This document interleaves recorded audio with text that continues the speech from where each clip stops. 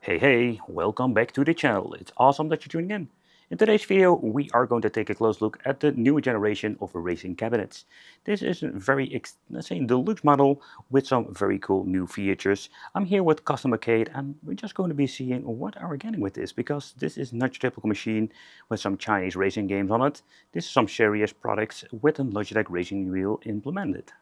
And yes, indeed, this thing has just a Logitech Racing wheel, and it is very unique because you don't see this very often. These, let's say, Chinese custom builds are mostly coming with those, let's say, racing wheels, and and I mean particularly the Chinese racing wheels, and the overall experience is quite bad. But with this, it's going to be the next level. He also made the choice for implementing the shifter, so it's absolutely great because when it comes to this machine running with a Windows PC, we have all kinds of devices, let's remove the plastic, that will be using the shifter itself. So that's absolutely a very cool addition.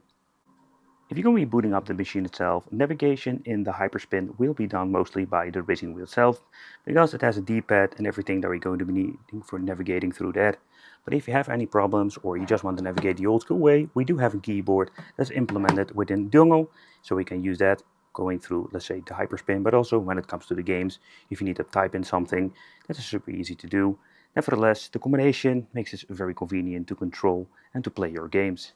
So one of the things I really love about the Logitech wheel is that this thing has some amazing force feedback, and combined with the right emulator but also with the right games, we do have an absolutely great experience when it comes to that. I just wanted to showcase that you actually can remove the seat itself, so if you don't want to use it, you can actually play like this. That's going to be like very comfortable, but the overall experience absolutely great, so you can just move this thing around underneath of the machines. They will both have like very nice high quality wheels, so if you need to, let's say, move it around, you can just do that fairly easy also by transporting it. So on top we're having a very nice cozy seat, so it can be adjusted over here, so if you want to use it for different, let's say, height of people, we can do that without any problem whatsoever.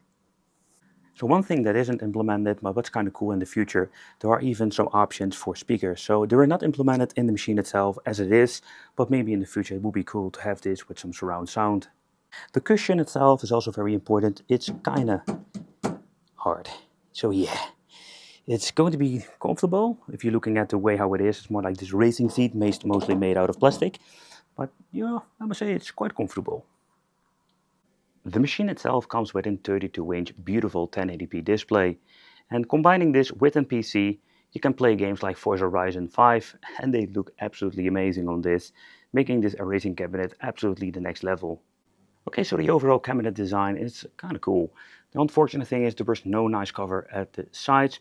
Maybe some people really don't mad about it, but it's just black with a very nice looking chrome, let's say T-molding. At the bottom part, we're finding metal for protecting the cabinet itself, if somebody is using his shoes, and then we're having the Logitech pedals in combination with the clutch, and already mentioned before that we're having over here the shifter, so we can even have like an overall, let's say, simulation experience. A beautiful marquee. This is the Mario Kart Arcade GPDX marquee, but I do wonder in the future if they have like different ones like Daytona, or maybe some random ones with different decals from different games. But let's take a close look at the back of the machine, and here we will find all of the components, or in other words, the heart of the machine. You can reach in fairly easy when it comes to the display itself, and we're also going to be finding the PC that is implemented inside of this machine. The 32-inch display they are using has the option for VGA in and HDMI that has been used at the moment. In this machine we're finding an HP, let's say old school PC, that has been like remodded and reused. It also implemented with a new graphics card, and then having the image of the correctware, if I'm saying it correctly. This is the Racing Build 4.0, the iPad controller for all the other features, and the power supply. Underneath we're finding the power supply that is actually for all the other components, and in here we're finding the JAMA connection. So I'm combining with all of these is actually for using the machine, the buttons and everything else. But you need to take consideration that most of the controls will be implemented with the Logitech Racing wheel, and when it also comes with, let's say, the software, because the iPad is purely made for actually using this with the front-facing buttons. So let's talk about that. So as you're looking at the front of the machine, you can find still 4 buttons. They were actually made for like going into the menu of the games family. The games family have been removed, or not in this machine has been implemented, so they swapped it out for a PC for overall better emulation performance. And of course, we now have option for PC gaming. We still haven't coin mechanism implemented in the machine because the original one came with the games family and the credit system. We don't have the option anymore. The mechanism is still here, but doesn't do anything so far I understand. So having the correct racing build box, and then of course here having this massive power supply. This is a 300 watts plus 300 watts, and yeah, when it comes to it's quite a deluxe one.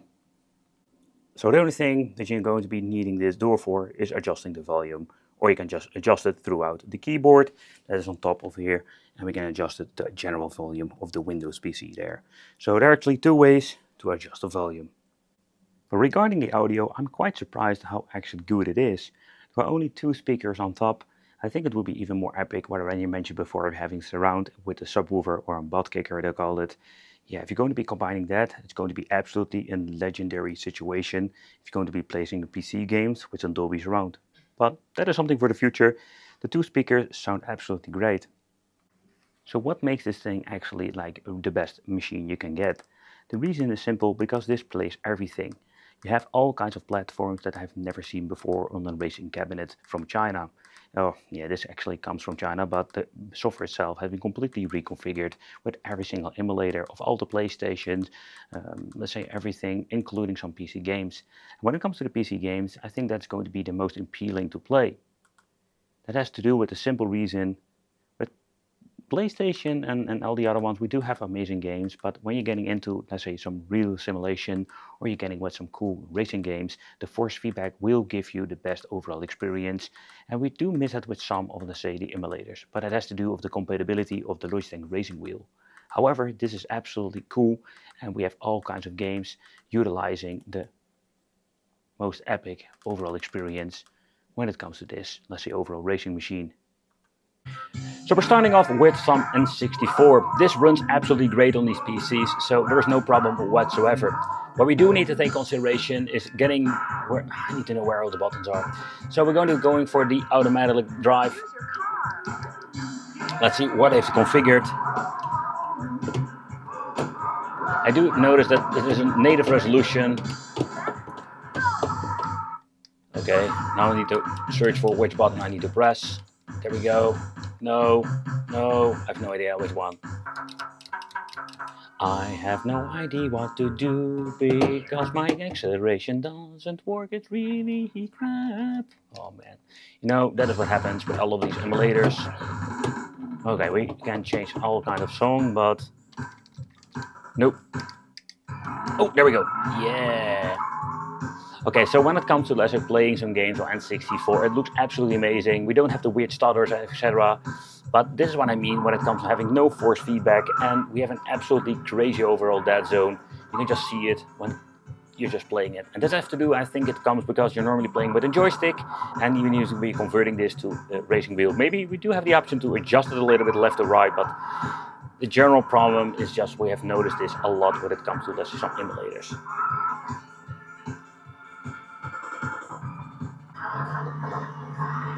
Alright, so next up some Sega Dreamcast with some Vigilante. So what's kind of interesting, we do have feedback, and this is exactly what I mean, is that we do have some minor feedback going on with some rumble. So that's kind of cool, that it actually works with the Sega Dreamcast game. I can use the pedals, but using the pedals, it's going to be so much different, because I'm using the machine gun with my pedals. So it's just kind of weird. You're accelerating with the button on the racing wheel and using the machine gun with the pedal. Yeah, okay. That is something I really need to get used to. But the overall emulation is absolutely great. And I think it still runs on native resolution with the widescreen hack. So I can even think if you're going to be having a PC that is more powerful, you can just even use one upscaling all the way up to 4K. That makes this thing looking absolutely stunning.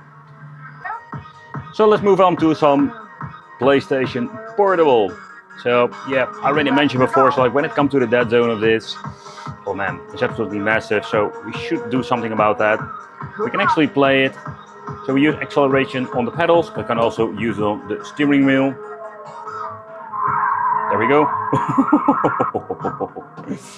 Oh man, it's so different playing this with actually on a racing wheel, because these games will never be intended to play with a racing wheel. So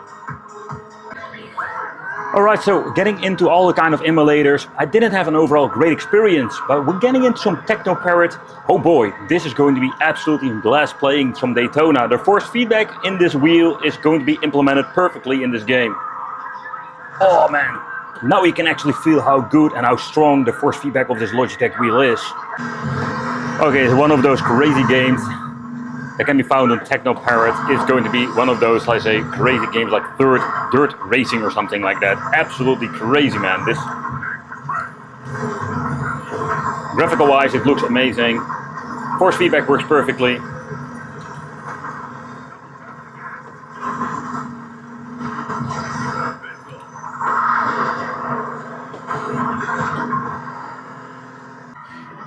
So the best experience is going to be the PC gaming. And the force feedback depends what kind of game you're playing, particularly when it comes to this one. It's kind of cool.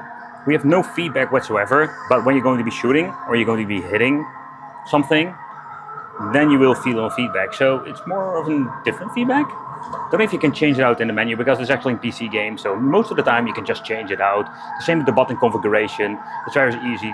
And of course we have a keyboard, so we can just go into the menu and change these things out if you have any problems whatsoever. Another game I just wanted to check out is Hydra Thunder, just to see how it actually works. So what I noticed, like not every single game will be compatible with force feedback, and it's particularly when it comes to the PC games. This is a very old game, you can see it on the graphical stuff. I've been playing the Xbox 360 for a long time, but this one is so old school. But what I do notice that there is almost no dead zone, so controlling the vehicle is absolutely a pleasant overall experience. But when it comes to playing games, I think when you're getting into Forza Horizon 5 and you're going to be adding your Steam games to this, yeah, this is absolutely the ultimate experience for playing some racing games. Forza Horizon is one of my favorite games to play. I'm just a Forza guy, but when you actually just playing this, the force feedback is perfectly like configured for this. You can just feel everything on the road, and this is just the way how you want to play it. Where Teknoparrot is great, also the older PC games are great. Doesn't really help, by the way, doesn't really help my overall as a driving experience. But the thing is, it's absolutely amazing, and this is where the Logitech Racing wheels and this beautiful display comes to its full potential. Okay, of course we need to check out some Outrun with Teknoparrot. So what I did notice with this particular game is that we do have different versions like the PlayStation 2 and PlayStation Portable. But when you're looking at this Teknoparrot, I was surprised that we don't have any feedback. However, there is no dead zone and it is a very responsive game. So I don't mind that there was no feedback. Maybe that has to do because the original game also didn't have this. So at this point, I just barely scraped the surface when it comes to this machine itself. I can tell you it's absolutely a blast to the past, but also when it comes to PC gaming on Windows. For me, the favorite games will be the Teknoparrot and the Windows game, because they have the best overall support for force feedback. And there is no dead zone when it comes to the racing wheel itself. The overall experience with Hyperspin was quite pleasant, I can tell you. Everything works very fast when going in and out of the menu, and the overall emulation of most of these games of Teknoparrot and PC were just perfect.